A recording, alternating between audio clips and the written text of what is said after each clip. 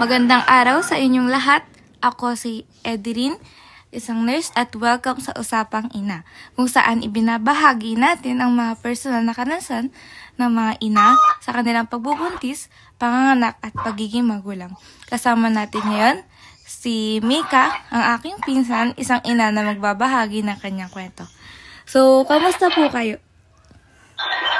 Hello, okay naman. Okay naman. Good lang. Ngayon, tutungo naman po tayo sa unang segment, pag-aalaga at prenatal care. Simulan po natin ang kwento mo. Anong unang naging reaction mo nung nalaman mong buntis ka? Ay, nako. Mixed emotion talaga. Parang, hala, totoo ba to? Siyempre, ginusto ko naman to. Masaya ako kasi meron kaming panibagong blessing na dumating. Ngayon. Paano mo nilagaan yung sarili at yung baby mo habang buntis ka? Simple lang. Kumain ako ng tama. Umiinom ako ng mga vitamins na sinasabi ni Doc. Mga advice ni Doc, sinusunod ko lang. Kaya, tapos siguradong pahinga lang, ganun. Maging healthy lang sa katawan. Kasi pag naging healthy ako, alam ko magiging healthy din yung baby ko. Okay po, tungo naman po tayo sa segment 2, ate, mga hamon at pagsubok. Hindi madali ang pagbubuntis, no? Anong mga naging karanasan mo po nung nabuntis ka? Ay, grabe. Yung morning sickness ko, araw-araw akong parang roller coaster yung tiyan ko. Tapos ang hirap makalakad. Ang hirap makalakad sa huli kasi ang bigat na. Mabigat si baby. Nagkaroon ka ba ng komplikasyon? Oo. Nagkaroon ako ng high blood.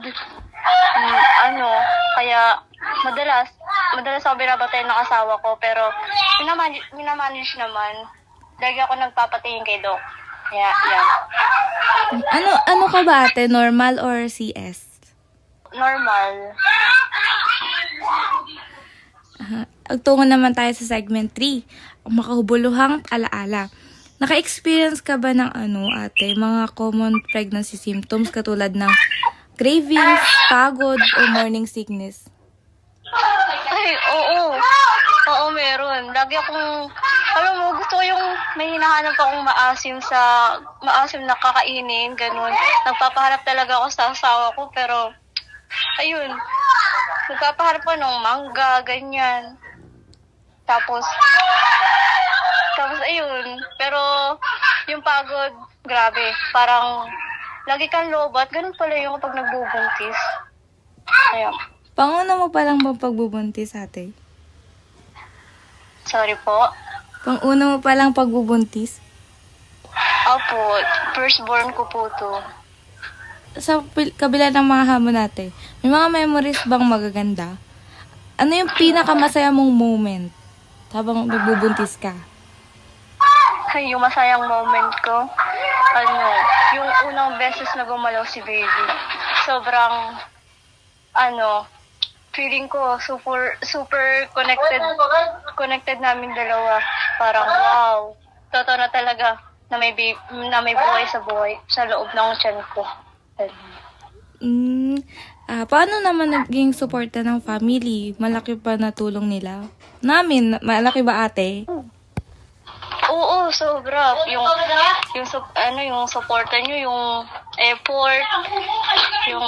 effort talaga, sobrang laking bagay nila. So, lalo na yung asawa ko. Tapos yung nanay ko, sobrang laki. Kasi siya nagluluto ng food ko, ganyan. Siya din nag-aalaga sa akin. Looking back, ate, paano mo po nilarawan yung buong pregnancy experience mo? Naku, nakakapagod pero fulfilling. Iba talaga yung feeling na alam mong may ginawa kang tama sa desisyon mo na may panindigan ka na ngayon na may purpose na yung life mo kasi meron ka ng batang inaalagaan.